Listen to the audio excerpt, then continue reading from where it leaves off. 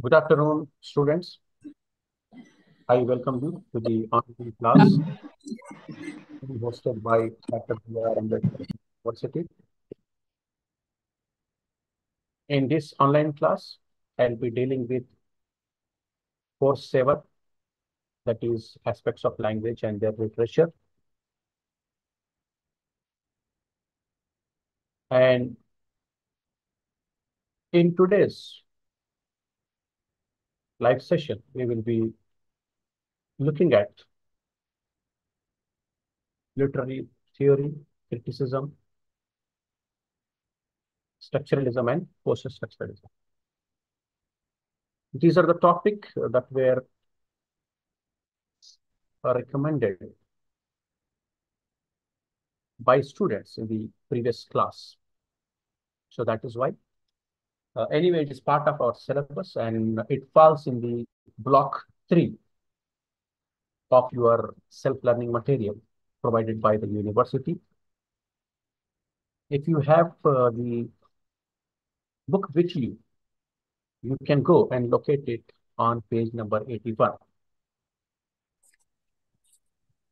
And it is part of block 3, and that block is titled Language and Literature. And that is why you find the title Language and Literature on the screen being shared with you.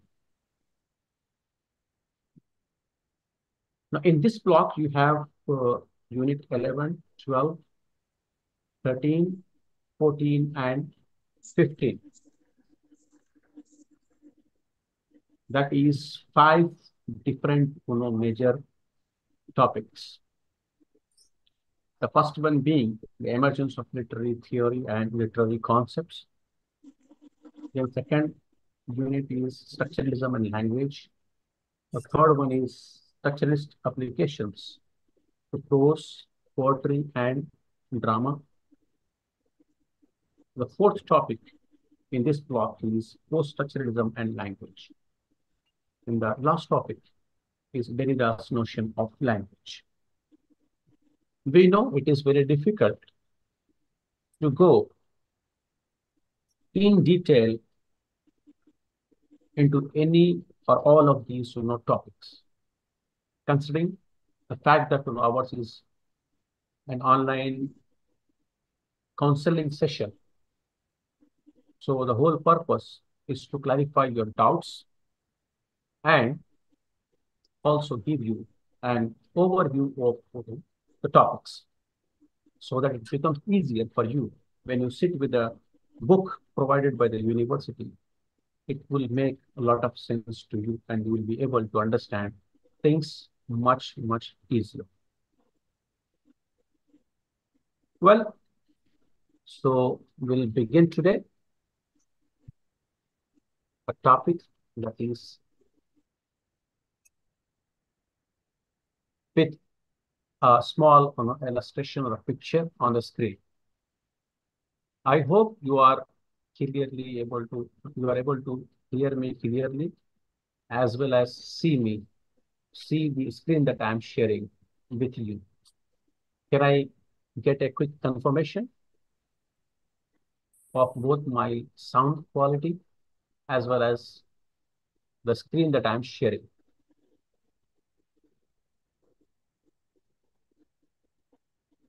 What is meant by, sir?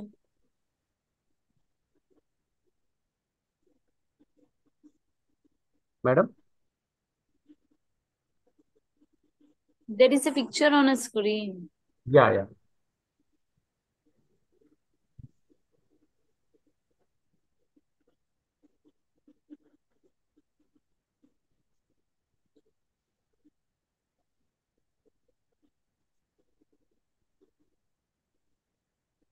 One second. I think there is some issue with my,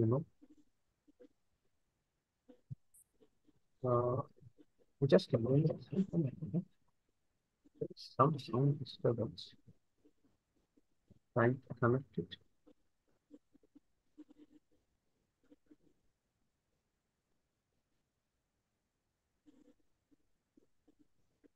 Now Can you hear me much clearly? Because there was some sound issue. I changed the device. Please give me. Yes, sir. What you Yeah, asked? thank you. Yeah, thank you. So yeah. So I am sharing a picture on the screen, and what do you think it is? It is No a idea. park. Very good. One answer is it's a park. Second, is this the only thing that you can guess, or there could be more possibilities? Somebody said park. Okay. It is designed specifically for something else, I think. Okay. Yeah, it is very well, you have understood it good. It looks like a planned, site where things have been arranged, right, in a particular order. May not necessarily be a park. Okay. Yeah. Second opinion. No, maybe something main topic is there on it. Something specifically has a content like this for this picture. Mhm. Okay. Go on. Just think about it. It will just take 1 minute for us to make guesses. We'll just do that small exercise, and then we'll come to the main point that I'm trying to make related to the topic that we are dealing with today. I think some symbols are showing on a picture. Mhm. Some They are symbols are there. mixing. They Yeah, are this is mixing sand. Um, Mixing. There are rocks. There are some designs. There are plants. ah, no, Trees are there. yeah, trees are there, some rocks are visible, yes. And specific rocks are there. hmm, The rocks are designed to show something else. yeah, this is not a normal, natural Yeah, kind of that is not formation. This is normal. like, Specifically, something it is being designed. crafted. Yes, yes, Yeah, something is there information which we don't yes, know. yes. Okay, okay, good. What else? It is just like a castle, sir. Ah, very interesting. Looks like a castle, huh?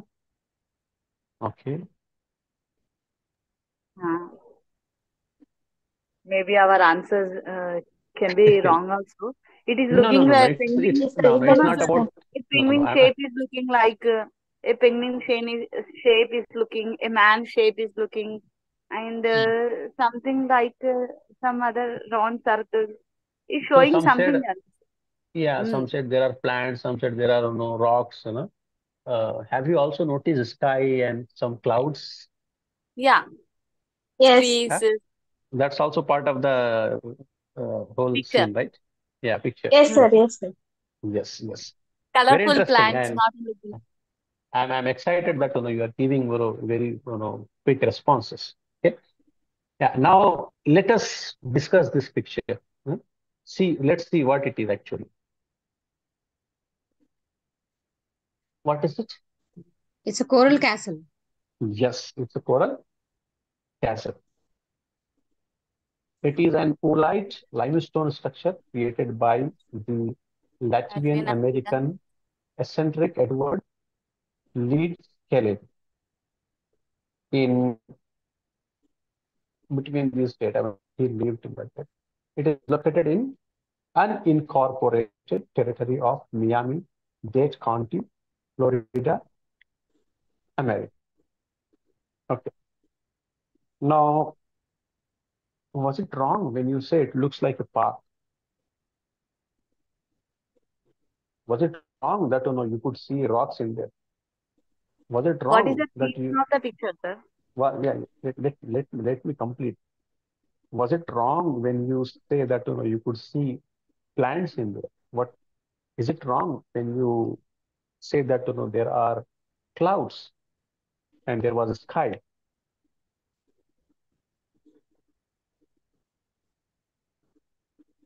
Was it? Were all the interpretations of us as human beings of that picture were right or wrong? Tell me. Those who said it looks like a park, I don't think they are wrong. Those who said we could see rocks which were not natural but looks like crafted, they were also right.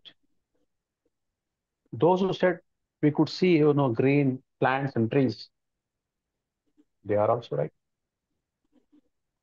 Those who said there is a blue sky and white clouds, yes, they are also right. Now, objectively speaking, there was only one picture, but there were multiple explanations to that picture. There were multiple interpretations of that picture. Right?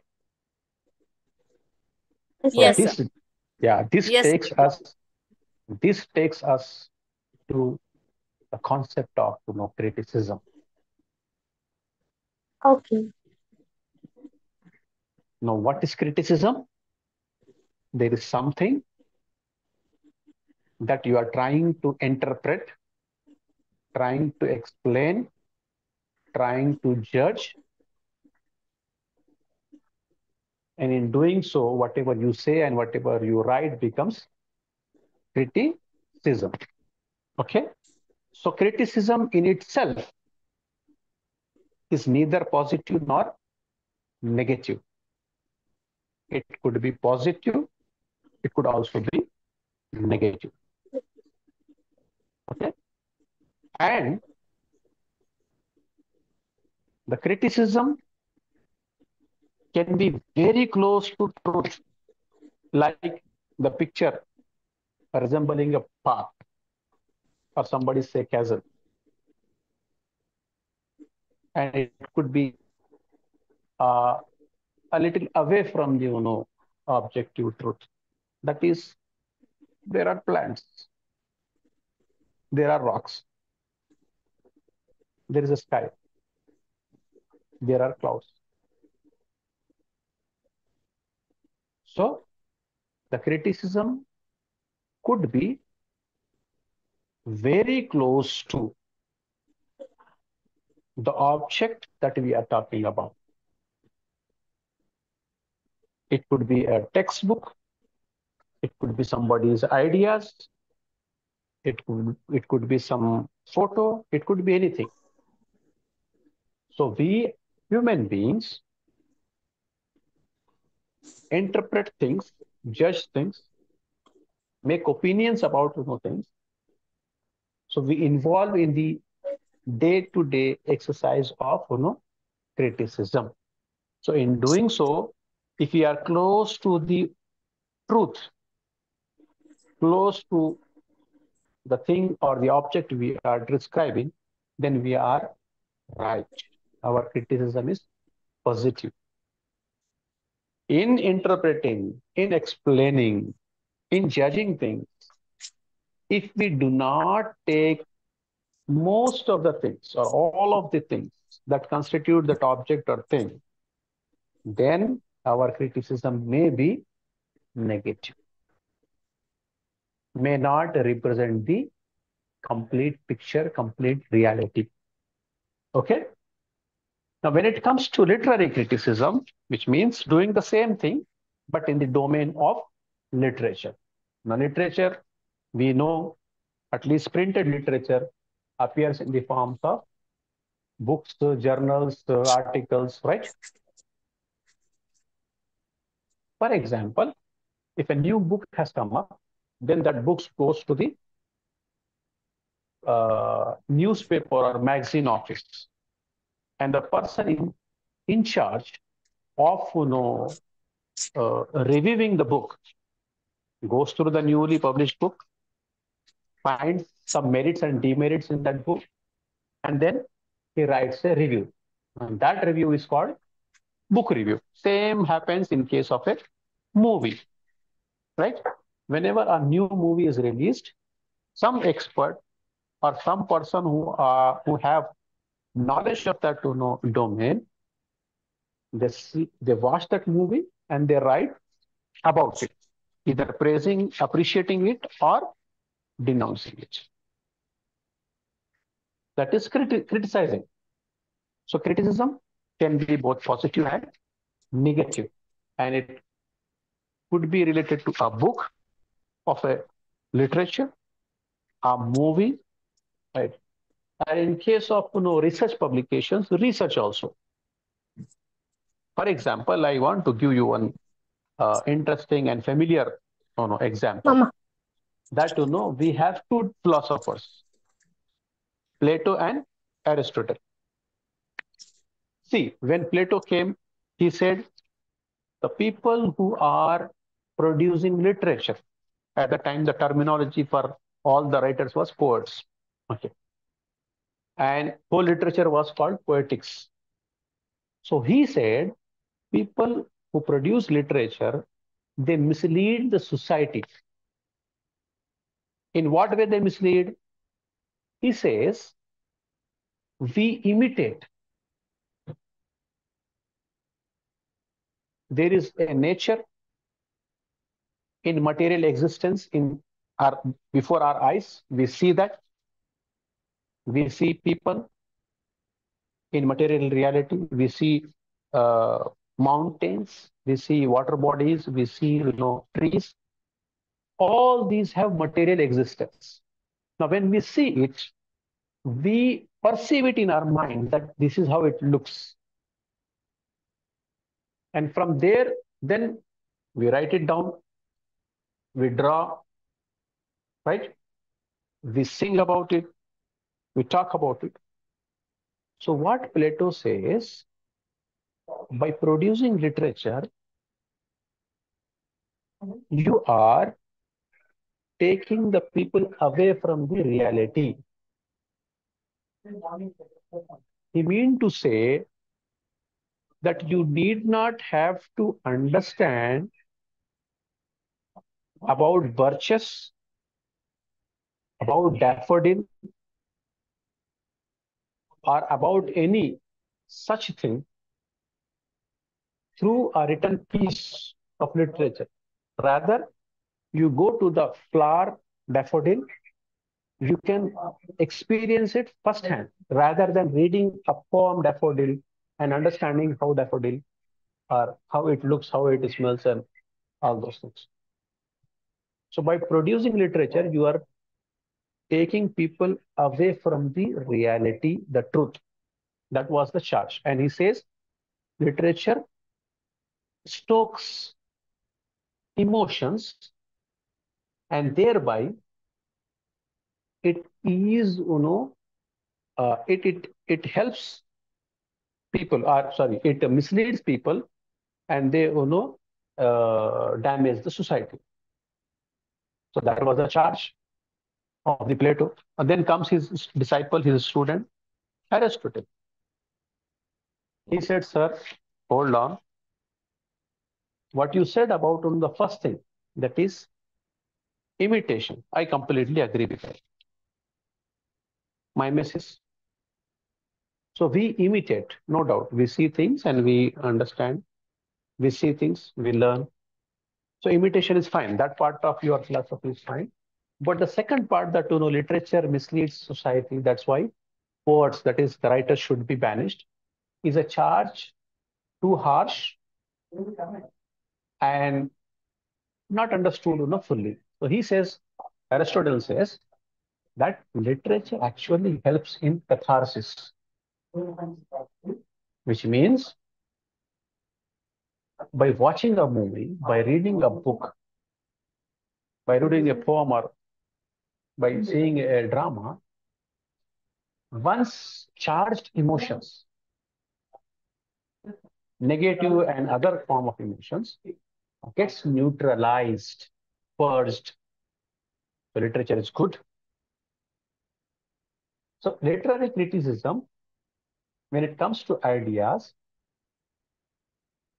can be seen in articles, in journals. Okay, where some philosopher, some researcher worked on something, then second body comes and he says, no, that part is good, this part is not good. right? Or that part is bad, this part is good, whatever. So this is how the thought also progresses. Through criticism, things move on. The previous government was good. That is why the next government changed. No, no. There was some weaknesses in previous government. That's why new government was come. There was some problem with the previous manager or CEO. That is why new manager, new CEO comes. And that is how humanity progresses. So criticism plays an important role in the progress of human thought, literary criticism especially. Now, same, we have one more example. We took example of book reviews as one when it comes to literary criticism. Then journal articles or philosophical criticism as second example. A third kind of example is of the complete book itself. Now, you can see there are two novels written by two different people. Can you read that on the screen? Yes, sir. Yes, sir. Yeah, can you please read it out? Literary criticism, book reviews in a newspaper and magazines, and general articles, research publications.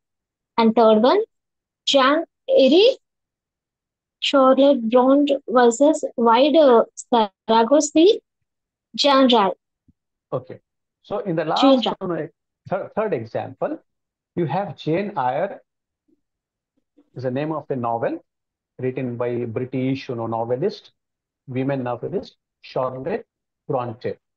Charlotte Bronte.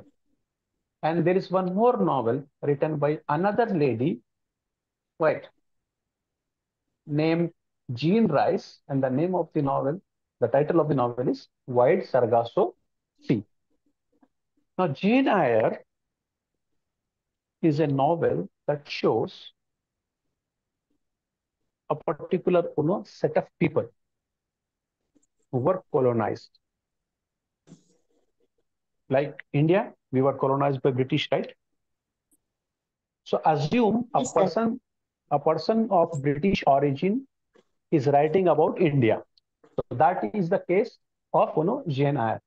Charlotte Bronte is a British writer, English writer, who is writing a novel, Jane Eyre, about some other society, some other set of people.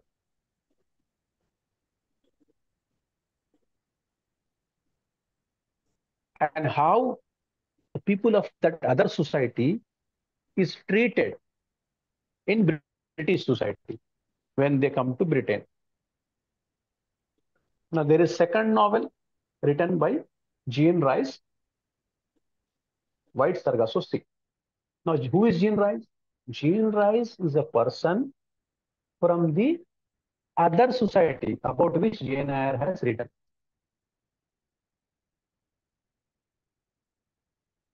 Like Indian who went to abroad to Britain, studied in Oxford. Now he knows how to write a novel. So he is writing about who? About Indians. So Jane Eyre created one character of a colony, a person from the colonized territory.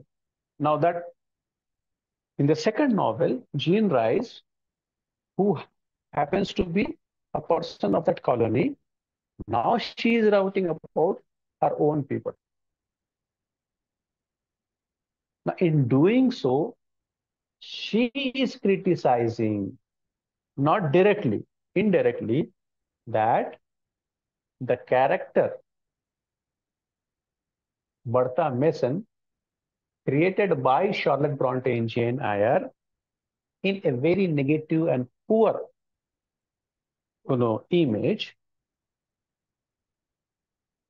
is actually shown as very spirited, positive, energetic, respectable character by Jean Rice. Right. To make it further clear, I'll ask you about our own context, in our own Indian context. You know 1857?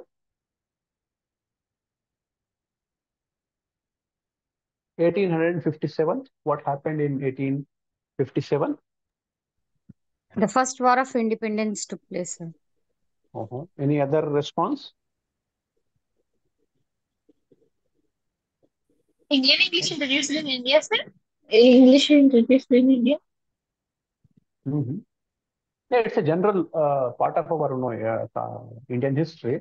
One historical event has happened in the year 1857. We remember it actually. We talk about it. It has got relevance to our contemporary society. Somebody said it was first war of independence, right?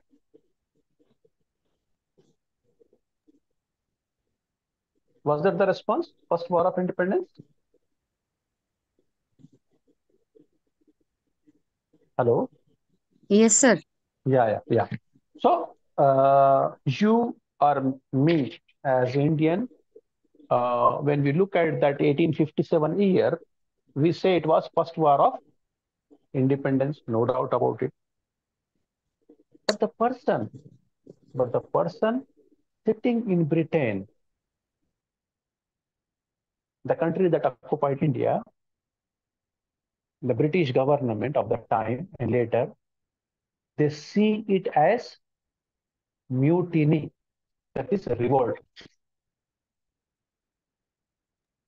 It was a Sipai mutiny, sir. Yeah, done by Sipai, that's why it is remembered as Sipai mutiny, which means people working for the government revolted against the government. And that is because actually for that moment, both Hindus and Muslims were united for that moment against Britishers. Now, in our discussion, the point is who is right? Whether it is Sipai mutiny or whether it is first war of independence. Tell me. I think both, sir. Now you understood the criticism very much, right? At what side of the fence you are standing determines what you are going to tell. Okay? If you are standing at the side of British government, then factually speaking, it was a Sipai mutiny. But if you stand at the side of people who were colonized by Britain,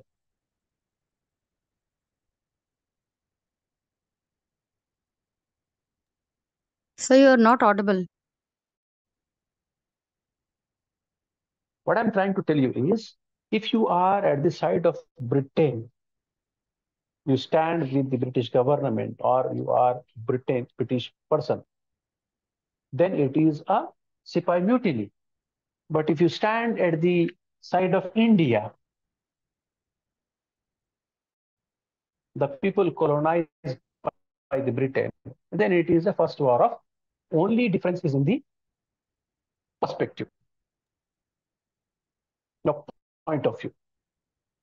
Okay. So in case of Jane Eyre and White Circus, so see, Jane Eyre created a character named Bertha Mason and showed that character to be mentally unstable.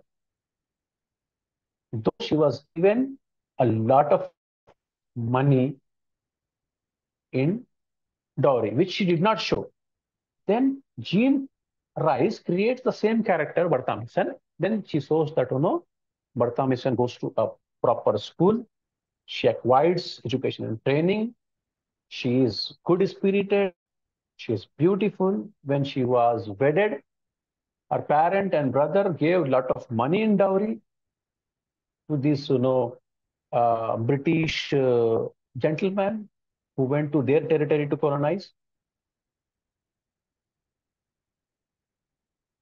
It is not, a mentally unstable patient, as is seen by a British writer. So literary criticism can also be, can also reflect, can also reflect in works of literature. So you got my point, right? Yes. An interesting takeaway from our discussion on literary criticism is that whenever you see somebody talking negative about something, whether it's a social issue, whether it's a literary issue, whether it's a political issue or any issue, as human beings, you try to change the perspective, try to stand on the other side and see if that is completely true.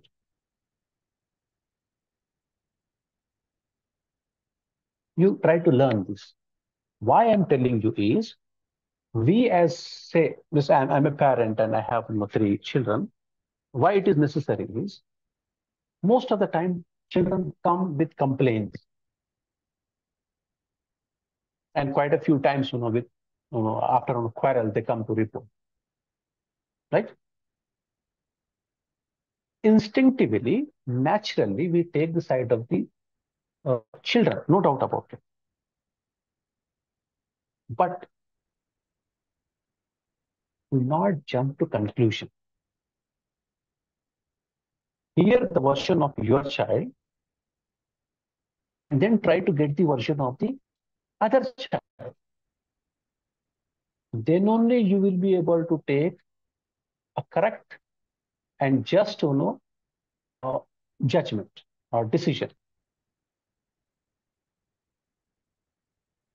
If you don't do that, what will happen is, if the other child happens to be the victim, and unfortunately our child happens to be the oppressor, then that habit of protecting him even after he has done wrong would give a lot of impunity, will embolden the child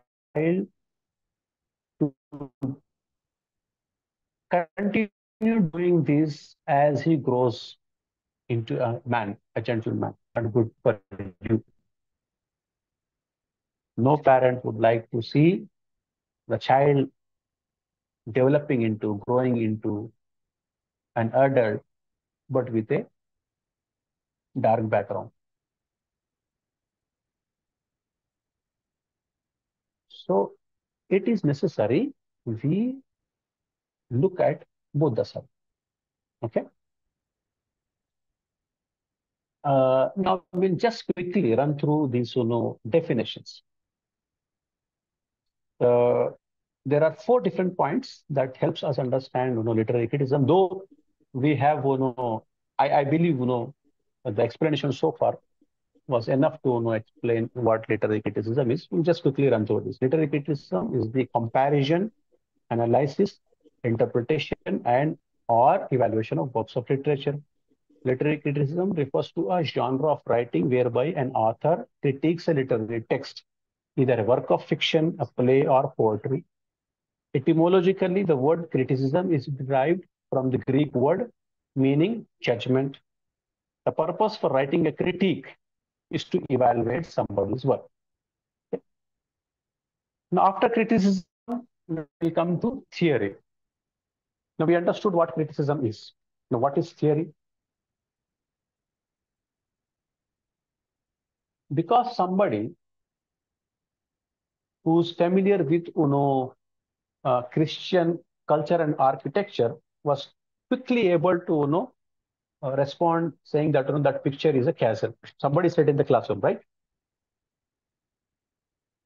But people other than that candidate were not very much familiar with Christian culture, with Christian architecture especially. So they said sky. They could see a lot of things, but not it as a castle. Stone, right? A lot of things were there in the picture, but they couldn't judge it to be a castle. Now, this takes us to the point that when we comment on something, when we criticize something, when we try to interpret something, we need a lens. We need a lens. For example, we wear sunglasses. Do you wear sunglasses? Are we connected? Are we connected? So in our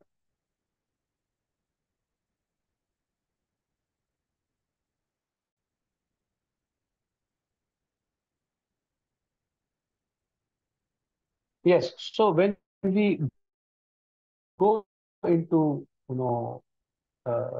in summer, out summer we wear glasses.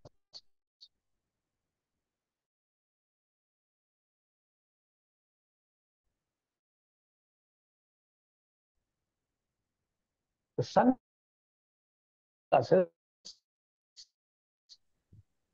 will make you believe that it is cool. Similarly, whatever interpretation that you are doing is because of certain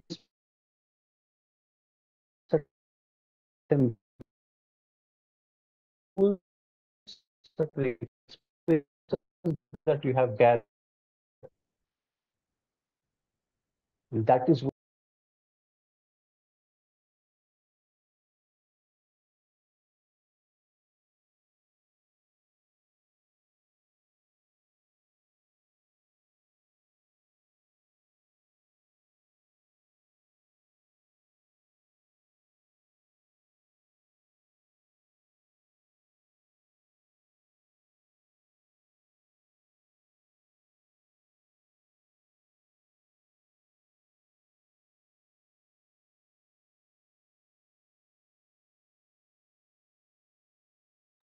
I think there might be a power cut, sir.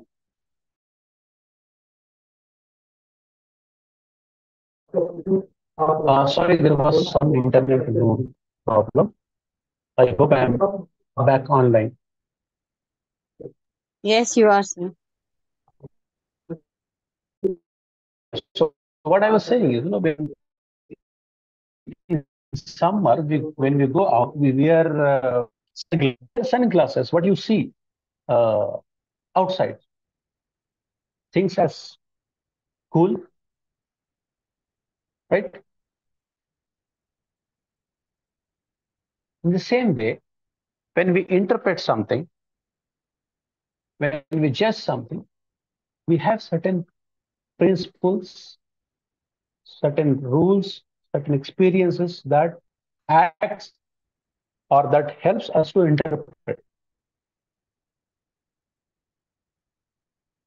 So theory is like a lens. If you wear that lens, then everything else starts looking different to you.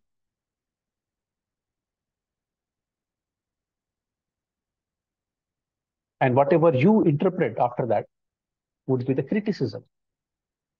So that is why you have feminist criticism, post-colonial criticism, right? You have eco-criticism. There's so many type of criticism.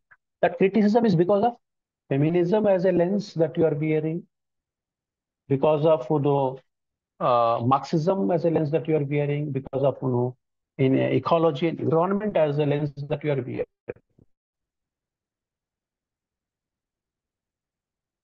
Technically, if literary criticism is evaluation of the literary work, then what is the criteria rules employed by the critic to evaluate? And that is the reason when we judge a movie, we judge differently. One movie, two different people, the resulting criticism would be different.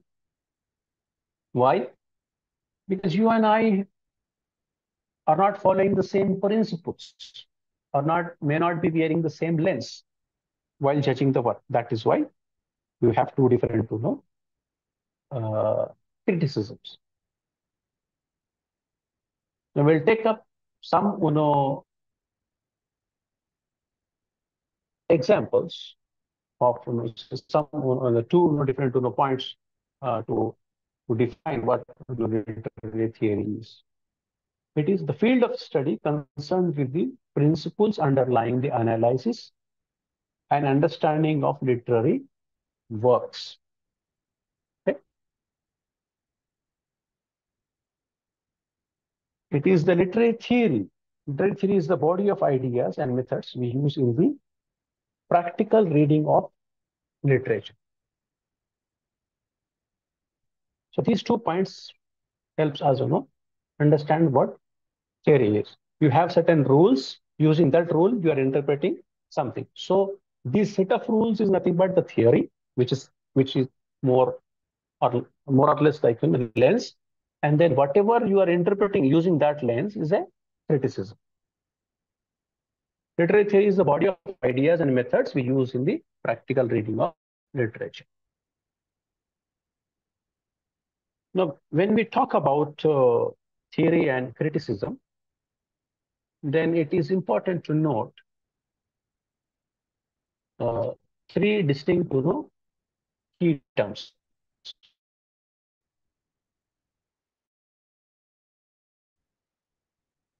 What are those key terms? Number 1, author. Number 2, text. Number 3, reader.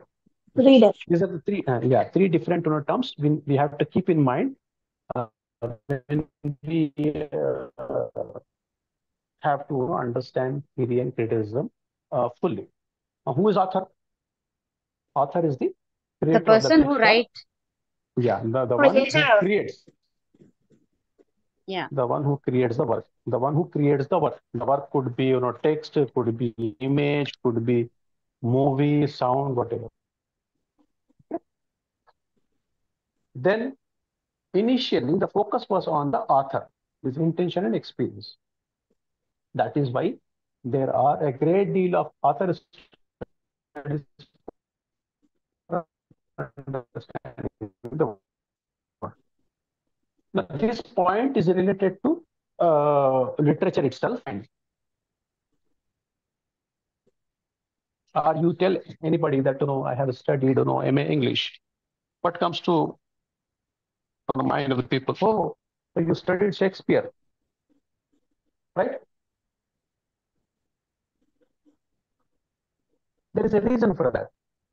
Because most of the time, until recently, 20th century and earlier, the criticism was author-centric. That is, if you are good, then your work would be good. If you are bad, then your work would be bad. That is what we say author-centric thinking, author-centric, criticism.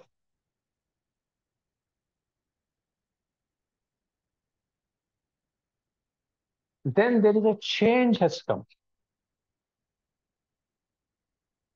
The change is few of the philosophers and literary thinkers, they say, why bring author into context when the work itself speaks for itself, when the text can speak for itself. I'll cite one example. The example could be of any holy book, whether it is Bible, Quran, or Ramayana, whatever.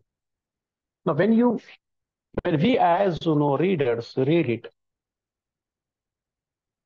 do we pay attention to the author who created it, or we pay attention to the text itself? What do we do?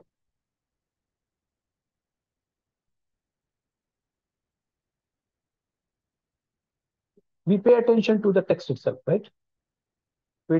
we don't think much about the author, because the text can speak for itself. The merits and demerits are there in the text itself. I need not have to go and check about the life and background of the author to understand what is good and what is bad about the text, isn't it? So that is what a change in perspective has come. Then the people producing literature and commenting or criticizing about literature, they say, when we review any book, any article, any idea,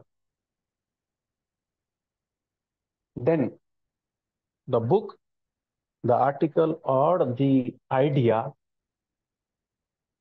must be just independent of author.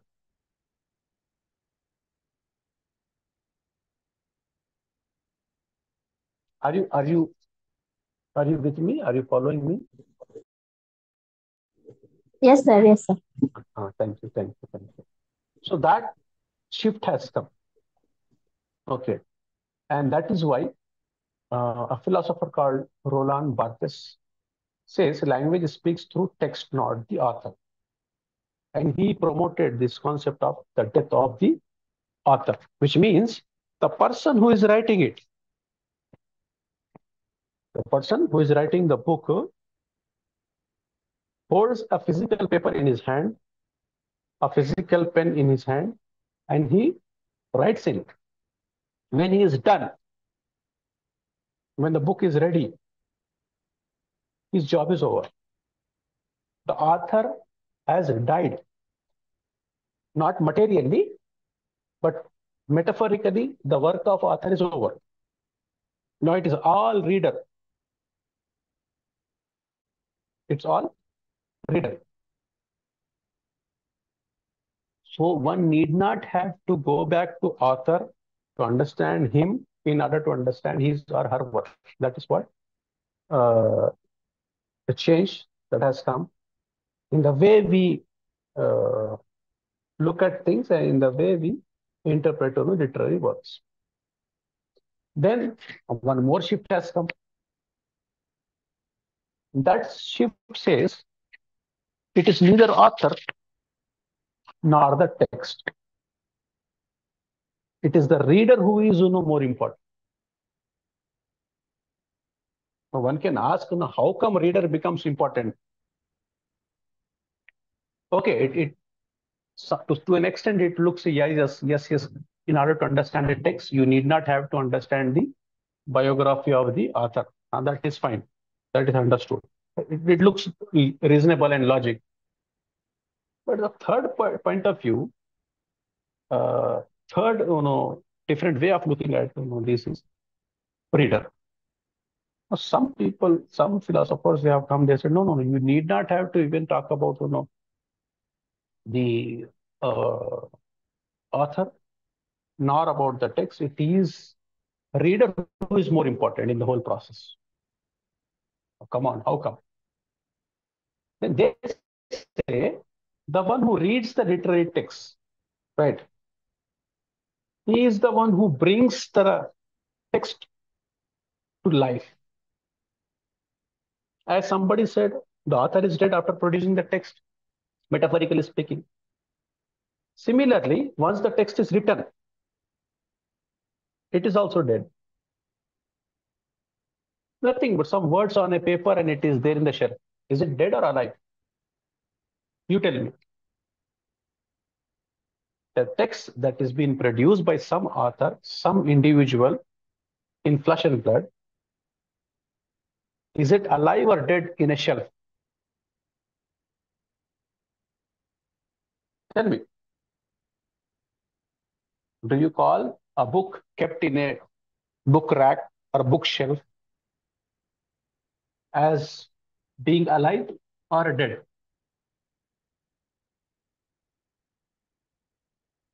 It is dead, right? It is dead. It is rusting. The text cannot speak for itself. It is dead. So these kind of, people of this perspective says the text comes to life the moment the reader picks it up and starts reading. And it is a reader who gives meaning to the text that is being read.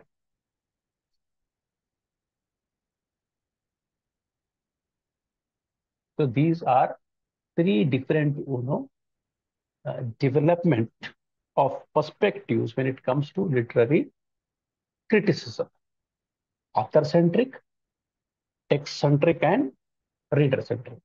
That is why these three terms are very much important when in our discussion on literary criticism and theory. Now, how they are going to affect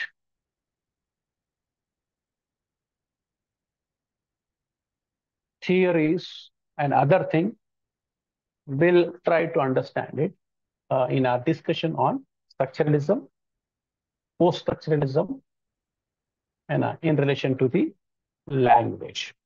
Okay? Are we through with these concepts? Shall we move to the next one?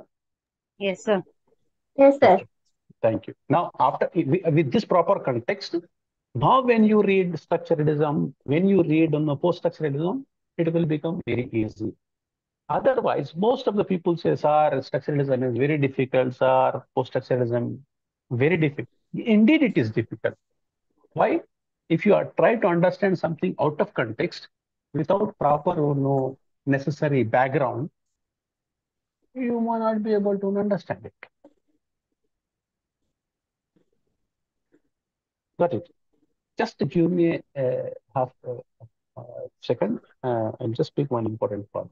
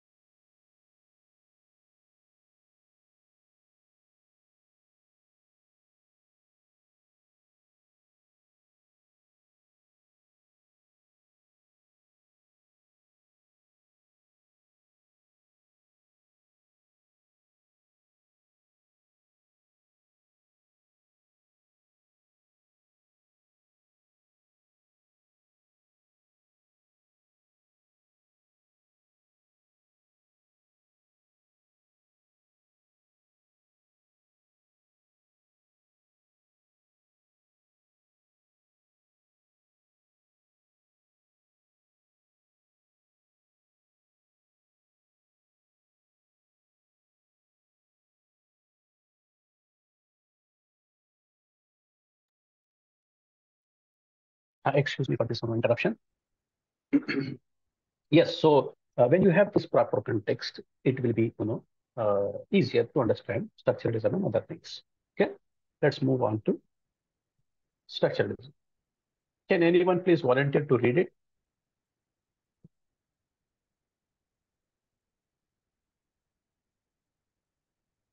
Yes, sir. Structuralism. Structuralism, in a broader sense, is a way of perceiving the world in terms of structures. Structuralism is the belief that things cannot be understood in isolation. They have to be seen in the context of larger structures they are part of. Yes. Now, when you look at the word structuralism, right, it is actually a derivative of structure. From structure, it is structuralism. Ism is nothing but a philosophy, a theory, right? So what structuralism does is it pays attention to the structure. That is why when you read this definition, structuralism in a broader sense is a way of perceiving the world in terms of structures. So everything around you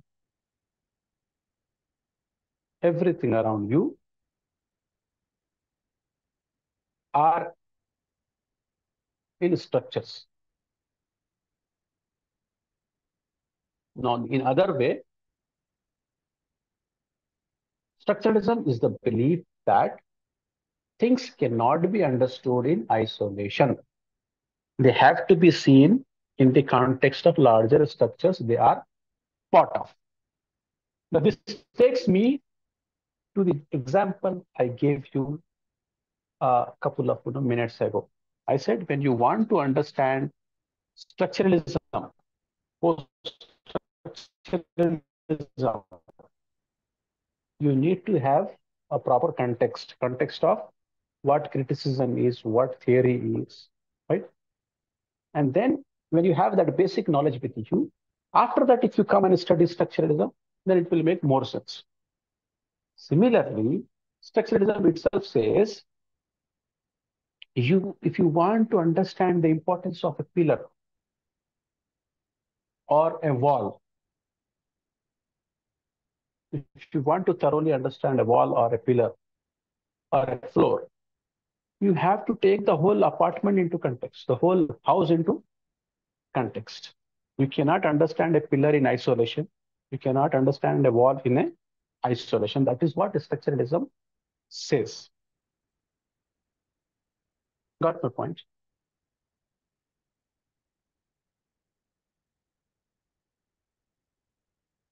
To give you one more example,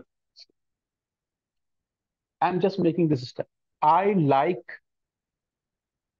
chocolates. What do you understand by this?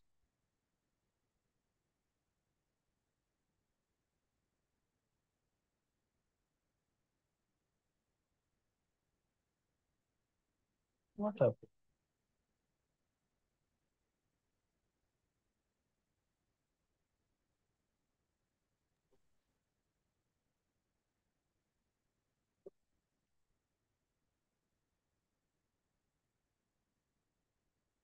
Somebody hasn't tried.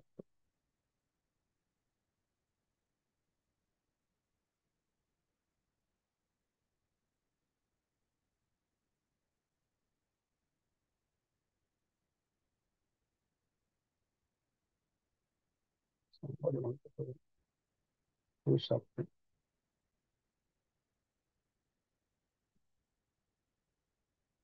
Okay. Yes. Now, in order to understand, I love chocolate. You have to understand. You have to see who is saying it, in which context or in which place the person is saying, what kind of scenario, situation he or she is in. All these things. Just by picking out one sentence, you will not understand the complete meaning of it. And that is why you might have heard some celebrities, political or non-political, they say, my words have been taken out of context. My words have been blown out of proportion. Have you heard these statements in media?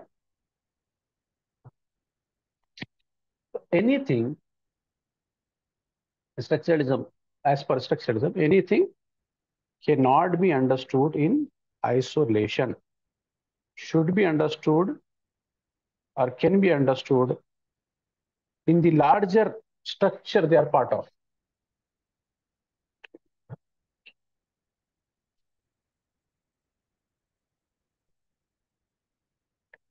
A one page in a 100-page book cannot be understood in isolation.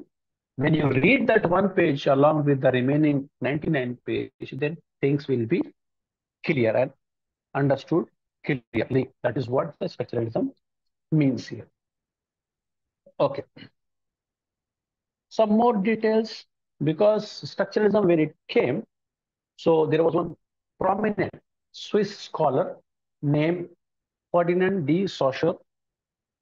He is the one who propounded this theory of structuralism.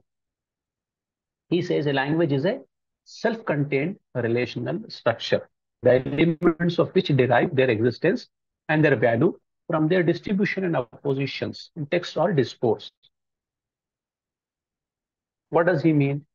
First, the founder of this structuralism, the proponent of structuralism is Swiss scholar Ferdinand de Saussure. He was a linguist. Okay. So he tried to explain the theory of structuralism using language as a basis. He focused on language.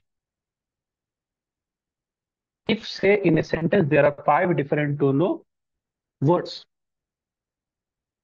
So what he says, in order to understand the whole sentence, you have to read all the words.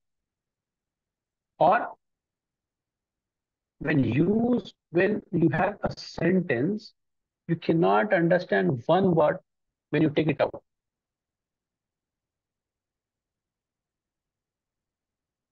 The whole gives a meaning.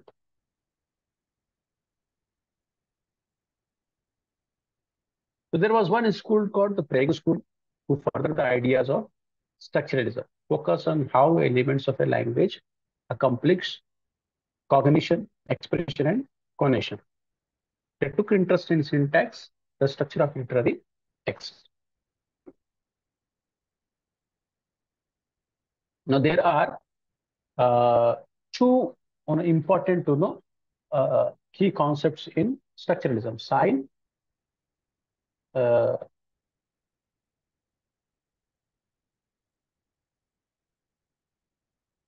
signifier, and signified. Okay. According to Saussure, language is a system whose basic unit is a sign. What is sign? If I draw a mango on a blackboard, somebody would call mango, somebody else would call arati pandu, somebody else would call you have one particular written representation on the board, and there are 3 different sounds associated with that word. So together, what is drawn on the board and whatever sounds are associated with that image is called sign. And the sign is arbitrary and differential.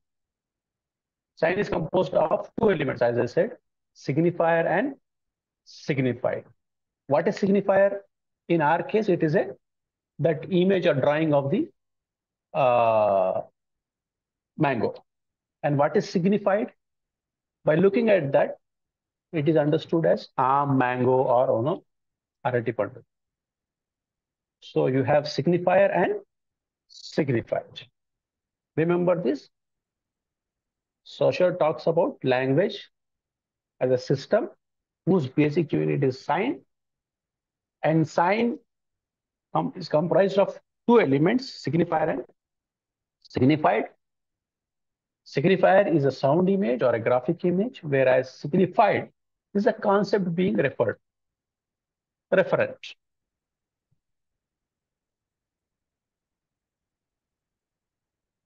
And he also talks about 3 other important concepts related to structuralism, that is language, lang, and parole. The first one is language.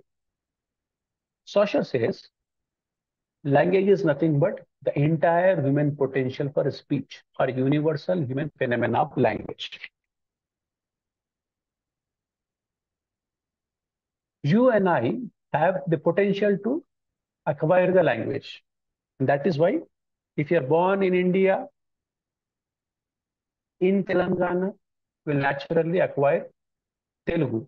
If this same person is born in Beijing, he will acquire Chinese.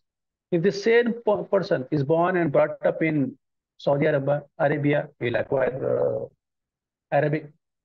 If the same person is born and brought up in Canada, he or she will acquire French or Canadian or English. So this potential of a human being to acquire speech, to acquire or learn a language,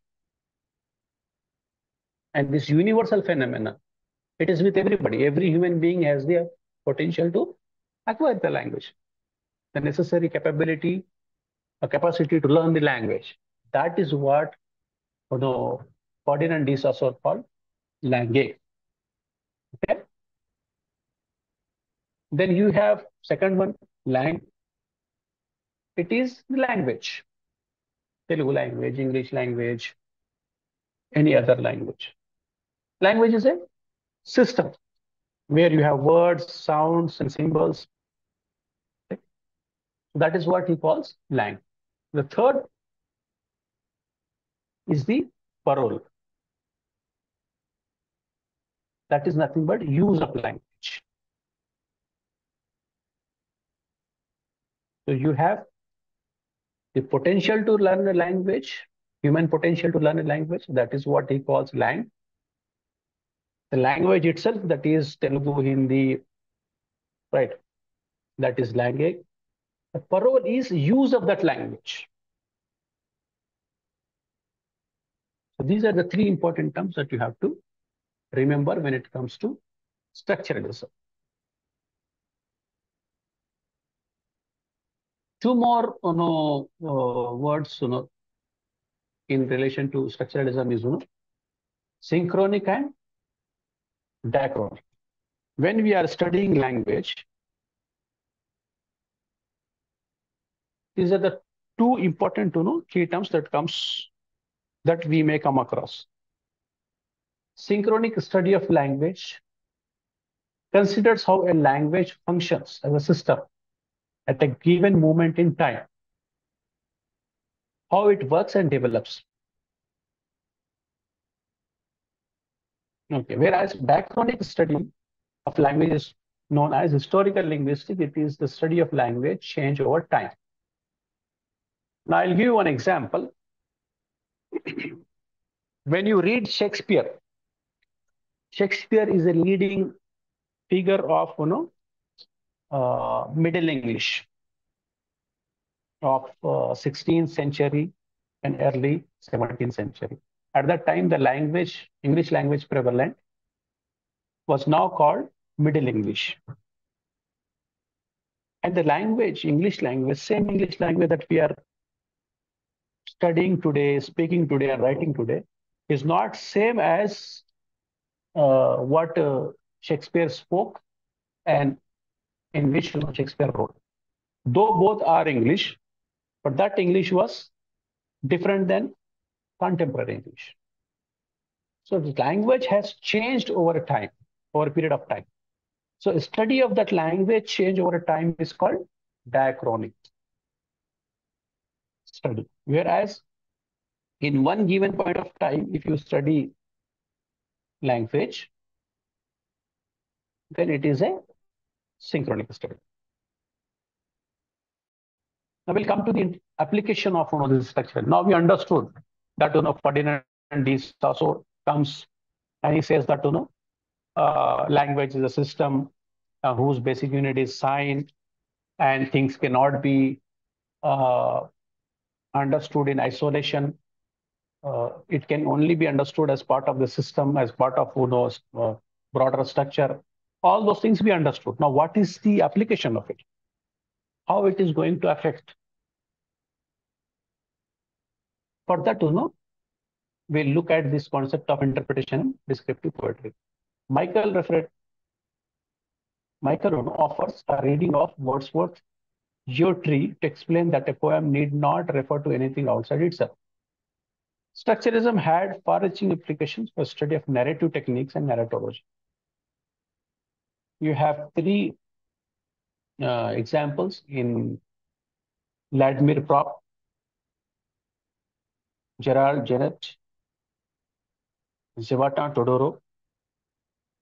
These people, actually, these are applied part which are there in your unit, in unit 13. So if you just quickly go through these lessons, you will understand how this way of looking at world in terms of structure affects our study of the text of literary works.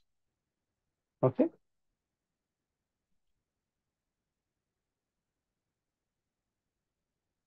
Let's see here. Let's consider one example. Can anyone read this?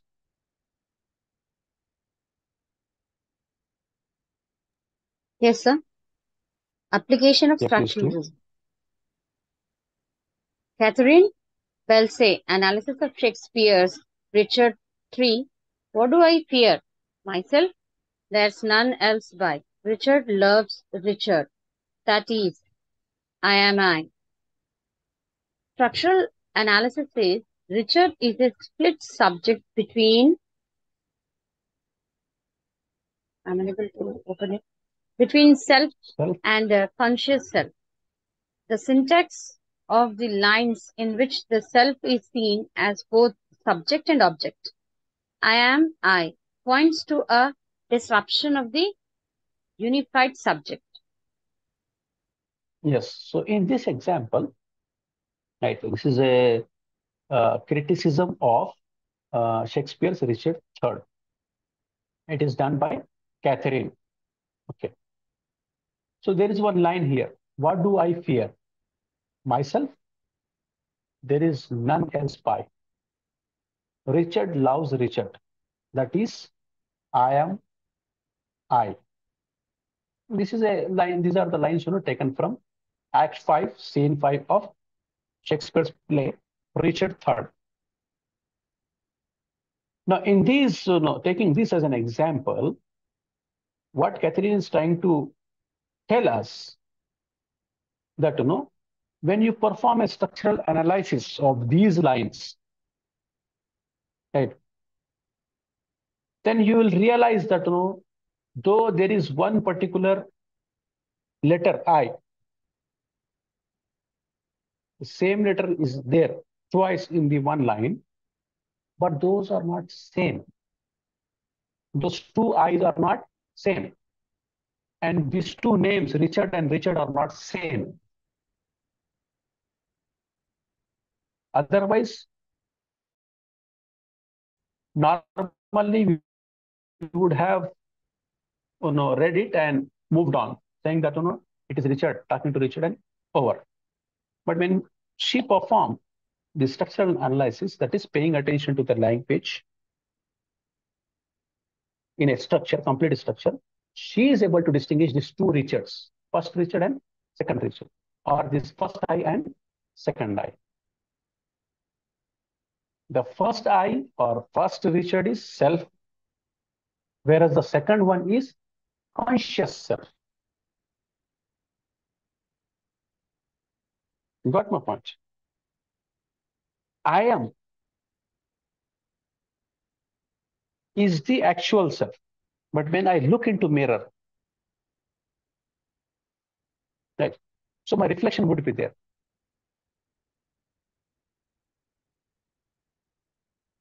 So that reflection is my other self. Now just take away a mirror from there. You imagine yourself. So that imagined self is the conscious self. So though there are same words twice with a Richard or I, but there are two different selves there. One is self and another is conscious self. And this is what you are able to deduce after applying structuralism to this text. these lines. This is my example. And as a result of structuralism, one more theory has come up, that is formalism, which analyzes, interprets, and evaluates the inherent features of a text. That is, in any given text, you look at literary devices, figures of speech, and all those things. What does that they connotate and all that. These features include grammar, syntax, and literary devices. The formalist approach reduces the importance of a text's historical, biographical, and cultural context. So in order to understand the poem, you need not have to read about the biography of the poet. You just analyze it, see the usage of the language, whether it's a rhyming, non-rhyming, which meter, right, which foot, which literary devices, what kind of punctuation, grammar are used within the poem itself. So these kind of approach is a result of a structuralist way of looking at things. Now, in response to structuralism, what we have is post-structuralism. So Derrida comes and he says there is some problem in the way Saussure is analyzing language. In his essay, Structure, Sign and Play in the Human Sciences at Johns Hopkins University in 1966, he criticized structuralism, the way Plato is criticized by Aristotle. Here, Ferdinand de Saussure is criticized by Jacques Derrida. Now, what he says, Derrida began by deconstructing. You are talking about structure and construction. So he said, let's start with deconstructing. How he deconstructed? He said the concept of binary oppositions. He deconstructed the concepts of binary opposites, signifier and signified, speech and writing. So he says you need not have to look at things as signifier and signified or speech and writing. So now if you go through your printed material, it will be much easier to prepare your answers or prepare on the topic from examination point of view. And before I conclude, I would like to thank you for making this class interactive and involving activity in the discussion on our theory, criticism, structuralism. So thank you so much. Excuse me, sir. Yes. Sir, can you please share your PPT in the group? Yeah, I'll try to do that. Are you added in the group, sir? In MA group? Not sure. Then you can send to someone who are in your contact.